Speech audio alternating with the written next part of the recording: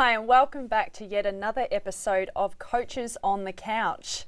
My name is Sharon and this is Phil, and we are your relationship specialists. Later on in the show, we have a fantastic guest coming on board. His name is Youarn, and he is from the Public Speaking Institute. And he is here with us today to be discussing our topic of the week, which is commitment. Commitment. That is a big topic, Sharon. It really is. It's the one that that sometimes people go into relationships and they think they're committed. Actually, it's probably sometimes a lot of guys I know avoid commitment, right? So it's just like they're going into the relationship and they're not fully committed. Yeah. They're committed to see how it's going to go. Maybe that's as far as their commitment goes, right? Yeah. So, I mean, I know people who go in and they say, listen, I'm going to try a relationship with this person. And they'll go in, but they'll keep 1 foot out the door. They'll have a little backup plan, right? So if you've got a backup plan in your relationship, there's no commitment there. You can, I don't care what you say. If you think, well, if it doesn't work out, then I can be doing something else. If you've got that as a thought, you do not have commitment in your relationship. So, what is commitment all about, though? Oh, well, see, this is where it becomes really, really deep. You can't have commitment without integrity. And by integrity, what I mean is there's a definition of integrity that I picked up years ago, and it's sat with me. And what it is it's doing what you said you would do. Now, there's an assertion out there that, talk is cheap. You must have heard that expression. Yeah. And my assertion is that people cheapen their talk. It's not that talk is cheap, but people just do not keep their word. Right. So integrity is just being your word. If integrity is doing what you said you would do, then that would lead to commitment. Because if I'm in a relationship with someone, and I'm there to give. And relationships are not 50-50. Yeah. People think they are. They often get caught up. They think relationships are 50-50. And they're not. They're 100% of you putting in and 100% of the partner putting in. So it's like, that's where it is. It's 2 lots of 100. If you don't, so in other words, relationships are probably closer to 200%. Yeah, sure. More so than 50-50. And what about also commitments with our family? Commitments in not even just being in a relationship, but possibly within the workplace. How does it kind of show up there for you, Phil? Well, let me tell you, there's people that I know who work and they've never had a sickie. Well, they've never had a make-believe sickie anyway. If they've taken a sickie, it's because they've actually been sick. Yeah.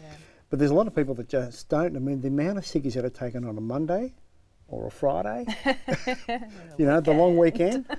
And the other good one, if you live in Melbourne, is a lot of people take the sickie on the day before Melbourne Cup. It's like, how amazing how many sickies happen the day before Cup Day. Yeah. Well, you think the boss doesn't know. Now, if you can show up and be your word at work, like really doing what you said you would do at work, and here's a little catch, what I want to add. The sting is, and then some. If you can do what you said you would do and then some, when times get tough, who do you think the boss is going to be keeping on as opposed that's right. to... Yeah, absolutely.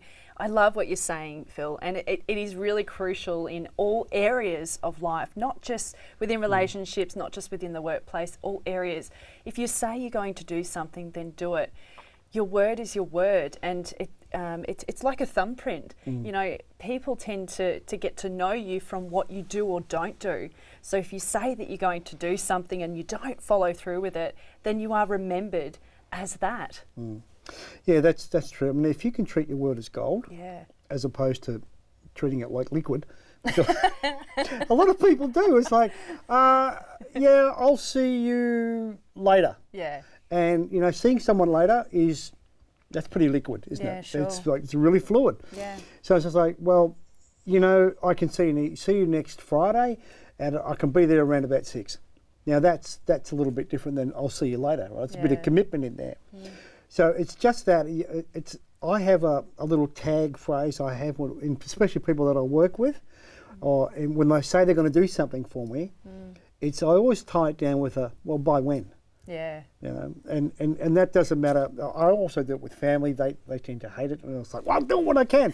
Well, doing it when you can doesn't work either, because I want to know, because especially with busy people, I find, and you may have heard this expression, always get a busy person to do something because they know exactly how to manage their time. That's so true. It is. Yeah. It's like, well, I don't know how I can fit it in, but yeah, I'll do it. Yeah. I can do it because they'll grab their diary and they'll go to the right page in their diary and say, I can do it tomorrow at 3 o'clock. That's the only time I've got 1 hour. Yeah.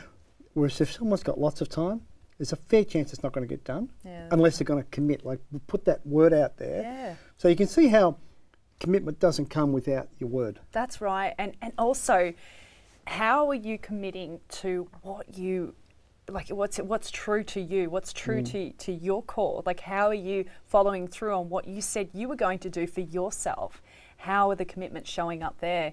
I think really that's probably the most crucial one is, you know, behind closed doors, the relationship that you're having with yourself will only multiply externally on the outdoors. You know, what's going on behind those closed doors means everything. Yeah, I think it's that when someone says be true to yourself, that's what they mean. Yeah. It's like you really want to be doing things that, and a word that gets bandied around, especially in the coaching industry, is being congruent. Yeah. And congruency just means if you're going to keep doing what you say you were going to do and you take the actions that are in line with your words, that's called being congruent. And if you can be congruent, and sometimes that takes a while to restore, especially if you haven't been. Yeah, sure. You know, I went through some tough times with my current marriage, and we were living in different places. And when I said to my wife, it's just like, hey, I see where I've stuffed up, and I'm committed to doing the right thing. Yeah. And at the beginning, it was like, well, that's just words. That's just blah blah blah. It's like with the blah blah blah, it's like I had to keep doing the actions and being congruent, doing the actions that I said I was going to do, and taking that, being my word, and being committed to that. That's right. And that took months. Yeah, because at the end of the day, it's really, how do you want to be remembered by your closest friends, family, work colleagues, your partner, all of those kind of things. Like, how do you want to be remembered? Do you want to be remembered for the person that really stuck to their word and followed through, or the person that didn't? Yeah. Now, coming up very shortly after the break, we have a wonderful guest, as I alluded to earlier, Youarn from the Public Speaking Institute, to come and share some wonderful tips and advice on commitment. So stay tuned. Yeah, please do, because if anyone's going to be giving their word in public, that's going to say a real lot about them, isn't it? That's right. Yeah, absolutely. So we'll come back straight after the break, and we also have an email. Oh yeah, and we've got an email too, and I forget who that's from, but we'll find that before the break. All right, see you after the break.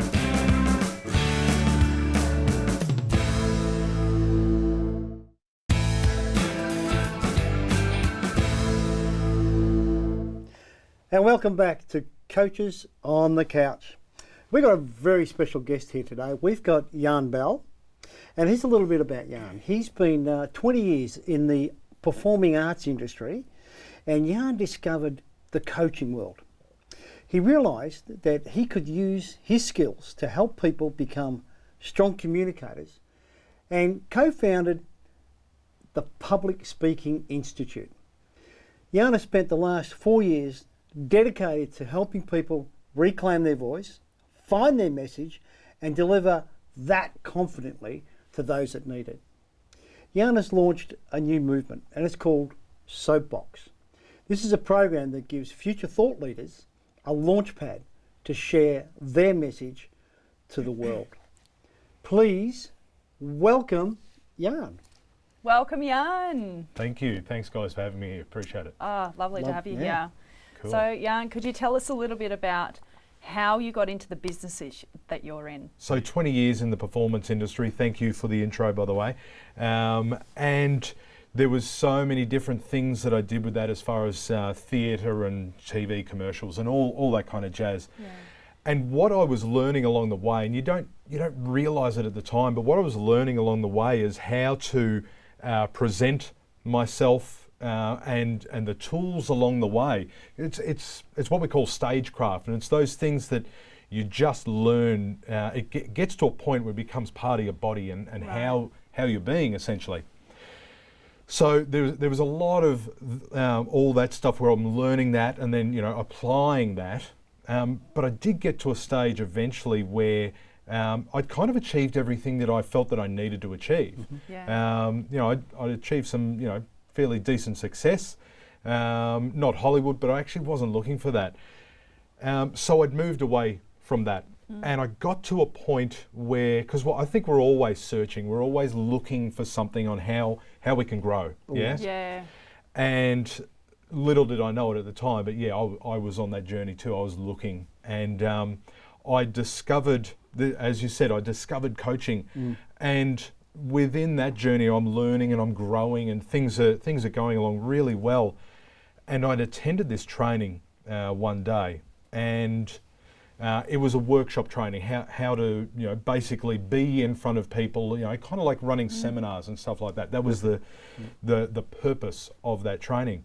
And so I've attended that, and there was something in me, it was like I'd reawakened myself again. And I could really start to see, as I'm moving in my mind's eye, I'm starting to move forward with this, and I'm like, I can kind of see how everything that I'd kind of put in the back, I guess in my previous chapter, I can see how I can bring this into where I'm going now. Ties together. And then absolutely, as it ties together, see how it moves forward in the future. Isn't it funny how things happen like that? Yeah. Everything. I'm a big believer in things happen for a reason, and that's There what are you're no alluding mistakes. to. That there's no mistakes. Yeah, look, I'm such an advocate for that, and it's amazing what's happened since discovering that. When you look at the people that you meet, and it really does come back to, like, I'm stoked with your topic for today, commitment, because with the commitment that I've had to this journey, which is really a journey of self-discovery and being able to stay committed to that growth, to then understand and be able to see all these things that are coming to me as a result, or not just coming to me, but me driving towards them. You go, okay, it's kind of scary and freaky and exciting all at the same time. It's quite amazing, yeah. Thanks, Youarn. And could you tell us and the viewers a little bit about the type of clients that you tend to work with? Is it industry specific? Is it person specific? And what are the kind of challenges that you deal with consistently that tends to come up with your clients? Yeah, look, there are two questions in there, so let me address, address them. No, it's okay. I can cope. We're all right. So the first one, the ideal client, or the people that I work with more often, are the kind of people who are really they've got an understanding that they have a message. I think it's like they've understood finally that they have something to say. Yeah. Do you know what I mean? Yep. And they get to a point where, all right, I know that I got a message, and I've got an idea of what it is, but how do I package that? How do I get that out there? Right. How do I structure it? We talk a lot about how to structure your presentations or your speeches. So how do I structure that? A lot of people are, they freak out about that, and that's why a lot of people will say, "Oh, I'm afraid of public speaking." No, you're not afraid of public speaking. You just don't know how to package a message and then get that to the next part that people come to me about, is how do I get in front of an audience? And when I get in front of an audience, what do I do? So those are the types of people and what's on their mind for when they come to us, and what we help them deal with. So then we take it to another step, because we know that those are the two things. You've got, I got a message, or I think I've got a message, I'm trying to find out how I structure it, and then, all right, I've got that, how do I get in front of an audience? And when I'm in front of an audience, what do I do? Yeah. And so that's when you mentioned before we created Soapbox, that's essentially exactly what that's about. We're talking about future keynote speakers, you see. Oh, I'm with you. Yeah? Yeah, because when I first saw the word soapbox, it threw me back to London and the Hyde Park, where they actually threw the Speaker's soapbox. Yeah. Yes. And they actually the same in New South Wales and Sydney, same Hyde Park, or different park, but same name.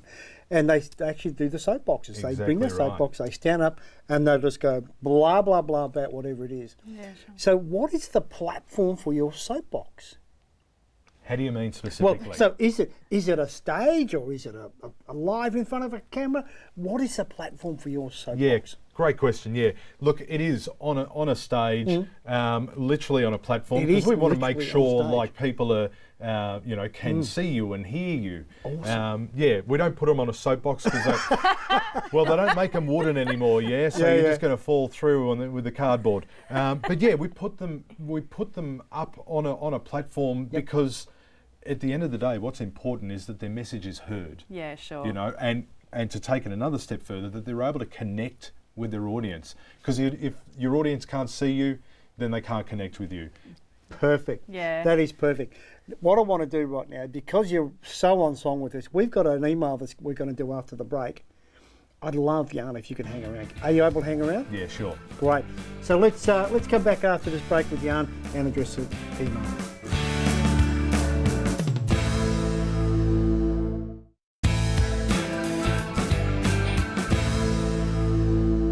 And welcome back to Coaches on the Couch.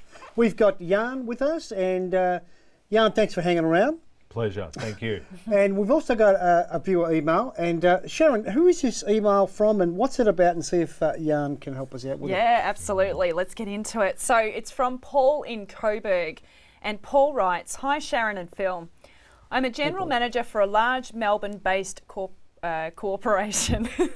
With my colleagues, I communicate exceptionally well and within staff meetings.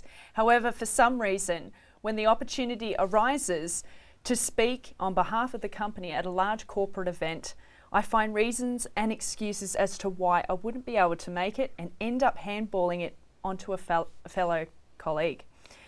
I really don't know why this happens, and I'm running out of reasons and excuses. The day will eventually come where I will need to do it, and I'm completely terrified of it. Do you both have any tips or advice to help me pass this?" I think we do, and I think we can include Youarn in on this. Yeah, do you we think, certainly guys? can. Sharon, like Paul, he's a bit slippery, don't you think, Youarn? If he's handballing it off, there's a lot of things he's dodging, isn't there? And he can't keep dodging it for too much longer by the looks of it. Yeah. I wouldn't have thought so, being a general manager. Yep. That was one of the first things that struck me. I'm like, hang on, you're in that role and you're... nah. Although he does do well with his fellow colleagues, so in the workplace he's probably great. Yeah. But there's that fear that he needs to break through in, isn't it? And that's what you spoke about. Yeah, I think it's actually more than that. Like, yeah, I think that's definitely part of it. I think one of the things that strikes me right from the outset is if he's in a position where when it comes to the crunch, he's not someone to rely on. As far as a general manager goes, Paul, I'm a little worried, mate. But there is a way forward. Like I'm not saying start typing your resume up just yet. For me, I'd be looking at the other areas of my life because how we do anything is how we do everything. How we do one thing, yeah, it's true. How we do everything. So I'd be wondering what other areas of your life are you doing this? Because today's theme is commitment, and clearly he's clued in, he's called in on this one. So I'd be looking at what other areas am I doing this in, and then seeing how that pattern goes through and finding out, because he's hiding from something. Yeah. And another thing that struck me, I know I got stuff to say on this. Sure you have. Is the element of right at the very beginning, like you don't get to be a general manager because you lack passion or commitment. You get there because you've shown that in areas of your life, in professional areas of your life. That's a great point. So you don't fall up. So I'm thinking there's a big disconnect from when he got into whether it's this particular industry. So I'm thinking possibly, again, Paul, I don't know you from a bar of soap there, mate, but I'm thinking where you are now compared to where you were, what caused you to drive up the ladder, there's a massive difference there. Yeah, that really reminds me, I'm often called in to speak with managers, middle managers as well as general managers, because what they've done is they've taken the best worker They've taken the best worker, they've put him from the factory floor, him or her, from the factory floor, and they said, what you do is brilliant here. You're brilliant around the tools, around the trade, or around the whatever you're producing here. So I'm going to make you an example. You're going to be supervisor or manager, so others can see what you do. And they're great on the tools. Like, they're great on the job. They're probably the perfect person for the job. But they often get mismatched in, they don't have the people skills. They don't have the communication skills. You know, and again, every relationship you have, whether it's with business or in a personal relationship, as you touched on, is probably things he's doing in the personal relationship where he could step up a little bit more as well. He's probably having an ordinary relationship, but he could have a really great relationship. I think there's also, with that, like, you bring up a really good point.